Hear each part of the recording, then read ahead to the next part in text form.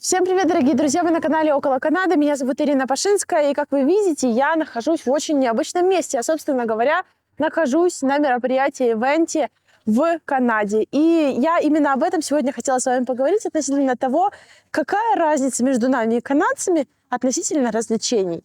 И это для меня стало большим открытием, потому что, переезжая в Канаду, я не думала, честно говоря, что с этим будут какие-либо проблемы.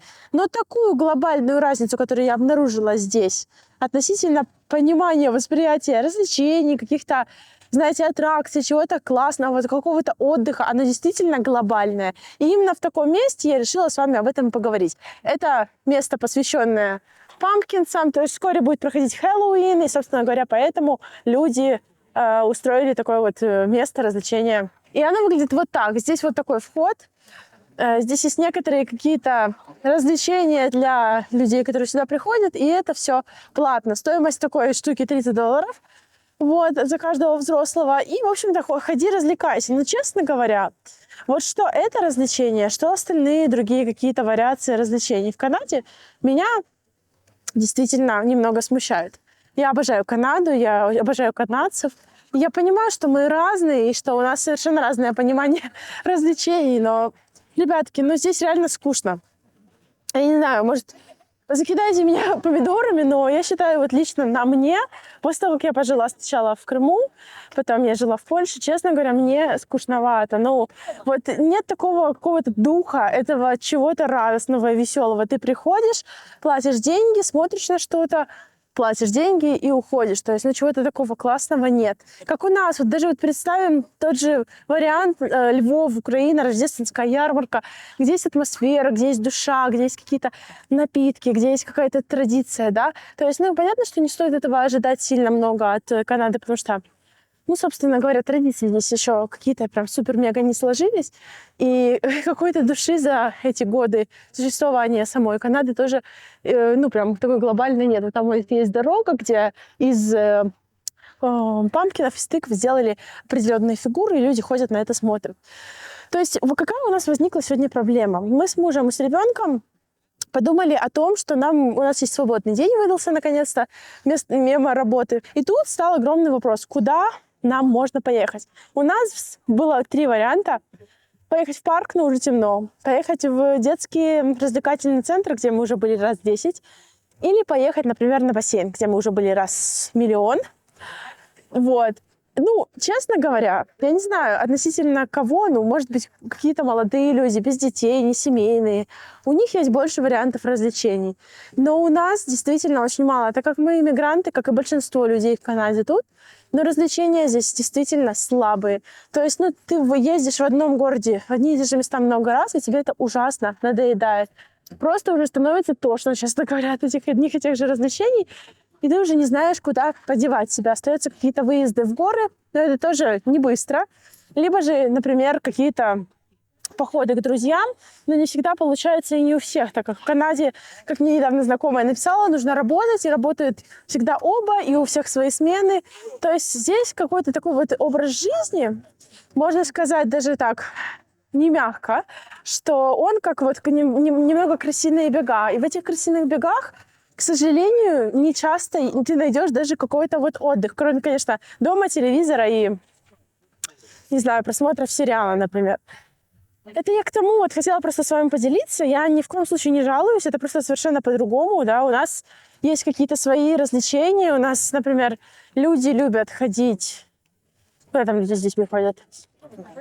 Есть множество торговых центров с детскими комнатами, рестораны с детскими комнатами. Все это приспособлено для того, чтобы семейные люди с детьми могли прийти, расслабиться, оставить детей и отдохнуть.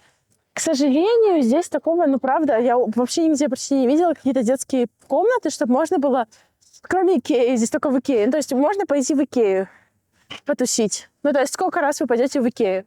Если у вас есть если вы знаете какие-то предложения, что еще можно делать в Канаде, чтобы не сойти с ума от скуки, а скоро уже, как вы видите, уже осень, конец осени, скоро наступает зима, и пару дней, и будет у нас уже снег, будет становиться все больше и больше вопросов. А что мне делать вне работы, если мы и так работаем, ну, практически постоянно? Действительно, мы работаем практически постоянно. И ну, вот нужен какой-то же отдых, кроме сидения дома, да, кроме походов знакомых, нужен какой-то отдых. Ну, вот так вот оказывается скучно. Возьмем пример тот стампит. Возможно, кто-то напишет в комментариях, что типа вот, в Канаде такой крутой стампит. Я лично за эти 3 года даже не успела, 2 года я даже не успела сходить, но у меня есть опыт моих многих знакомых, которые ходили на стампит, и они говорят так. На стампите интересно 1 раз и очень дорого. То есть ты туда приходишь, ты должен запастись огромным количеством денег, мало того, что ты платишь за билет, плюс ты должен платить за все совершенно, что там есть. Ни одно развлечение там не дается бесплатно. То есть ты там тратишь более, не знаю, по $1000 можно там потратить, чтобы все это исследовать и попробовать. То есть относительно весело, такие американские развлечения, но вот какого-то нашего душевного, даже вот в Польше, я помню, это Старówka, Старое Място, это какие-то милые места, да, это те же торговые центры, где просто можно пройти с ребенком, и там будет какая-то детский уголок, где можно посидеть. Это куча разнообразных каких-то площадок таких.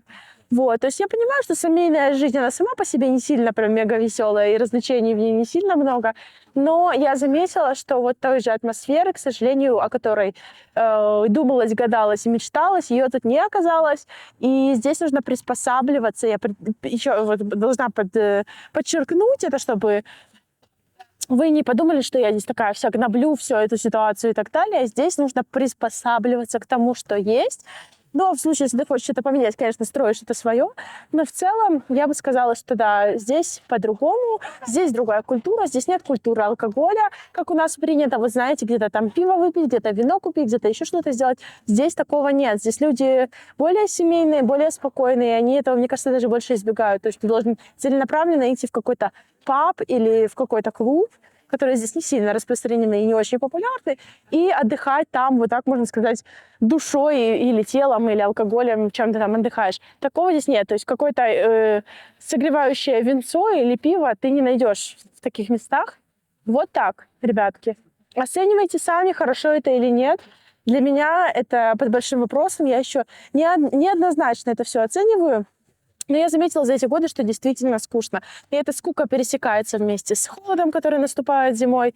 И ты просто сидишь и думаешь, что же тебе дальше-то делать. Вот так, ребятки. Была очень рада с вами сегодня поболтать. Обожаю вас. Пожалуйста, оставляйте ваши комментарии, ваши лайки и подписывайтесь на мой канал. До скорых встреч. Пока.